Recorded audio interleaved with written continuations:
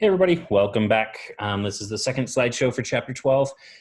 This is basically going to be focusing on how different services are distributed and why they have such a regular pattern.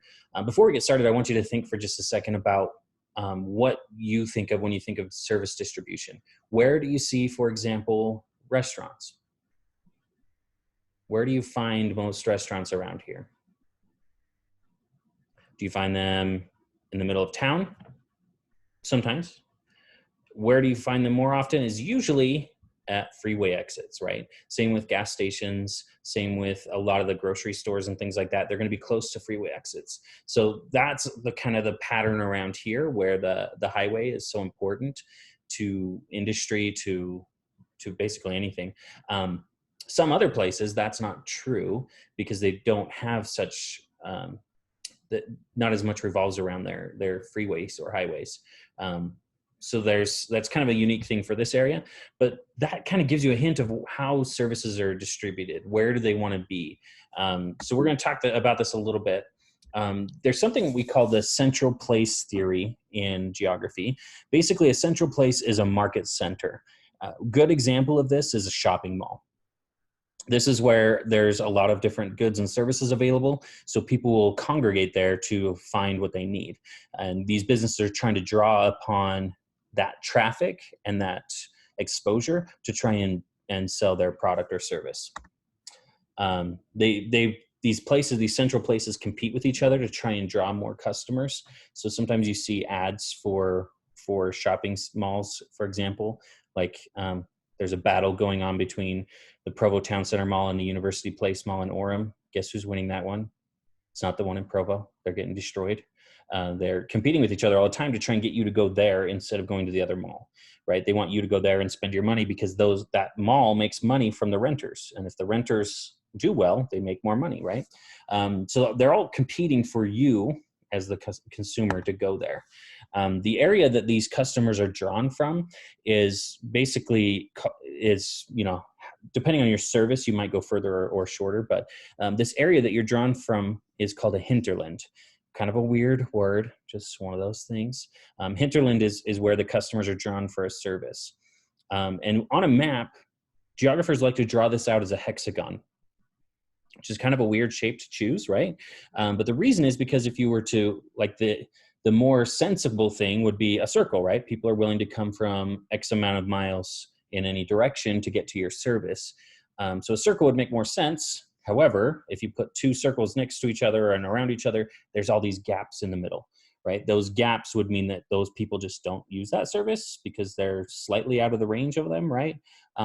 Which doesn't make any sense in reality. So geographers actually draw this with hexagons that look a little bit like this. It looks like a honeycomb kind of. So there's a service and then they're drawing customers from this area around it. That way there's not any gaps that would be nonsensical, right? There's no weird places where people don't use that service for some weird reason. So that's what that looks like. But really though, we have to think about different services and different ranges for services and things like that, right? So we're going to talk about a few other definitions here. One of them is range. The range is the maximum distance you're willing to travel for something. Now, some services you're probably not going to travel that far for. An example of that would be fast food, right? Are you going to drive past 50 fast food places to get to one particular fast food place? Not very often, unless it's Popeyes. Anything else? Not going to happen, right? That range is pretty small for fast food restaurants. For something else though, like for example, a car, if you're going to buy a certain type of car, you're probably more willing to travel a long distance for that because you're only going to do that once, right? It's a big purchase you're making once. Fast food, you're hungry right now. You want it now, not in an hour and a half, right? So that range is different based off of those two different services being offered to you. And then the threshold is another term that you need to know. Threshold is the minimum amount of people needed to support that service. So how many customers does that service need to survive? For some services, this is a ton of people, right? Your fast food places need a lot of customers because they're only going to make a profit of a few cents for every customer, right? So they need a bunch of them to try and survive. Other services don't need quite as many customers, right? A real estate agent, for example, they're going to make $2,000 to $5,000 if they're successful with every customer, right? So they don't need to have a ton of customers compared to a fast food place that's going to make a quarter off of your family's meal, right? So the threshold is how many people are needed to support that thing. If you don't have enough customers, if you can't meet your threshold with the customers in your area and they're not willing to travel further, your range is relatively small, then your business doesn't make sense in that place. You need to relocate. You need to find a new location to build. This is actually what that would look like when you can have a bunch of different industries there. You have all these overlapping hexagons that, this is one service, and some of these are related services, right? Like, let's think about food again for a second, not just because I'm a fat guy, but because it's easy to talk about. For a sit-down restaurant, you're probably willing to travel a little further for that specific place, right? So that might be some of these really big hexagons you see. But for Burger King, why are you even going to Burger King? I don't know. But that's something you're not going to travel very far for. That's got a really small range, right? So we can compare these similar services with different ranges, different thresholds required for those as well. All right, so the best location, as we talked about a while ago, is basically you're trying to locate yourself where you're going to be the most profitable. Generally, that means where are there the most customers? Where are the type of people that you need? Sometimes demographics plays a big role in this. You're probably not going to build an outdoor supply company in downtown New York City, right? Those people don't want a kayak or need a kayak or have anywhere to put a kayak or a car to put their kayak on, right? You're not going to sell that product there, but you could sell that product, here in Provo area, right? So there you have to kind of look at the population.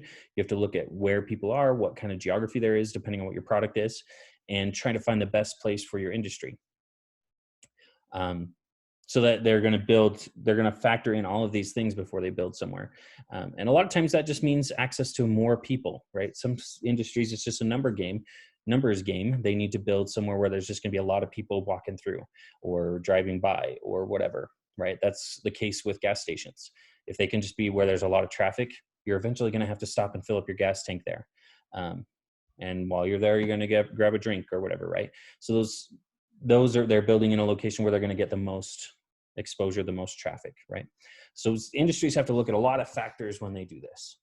That is the end of this slideshow. I know you're heartbroken that it was so short. We'll talk again tomorrow. Have a great rest of your day.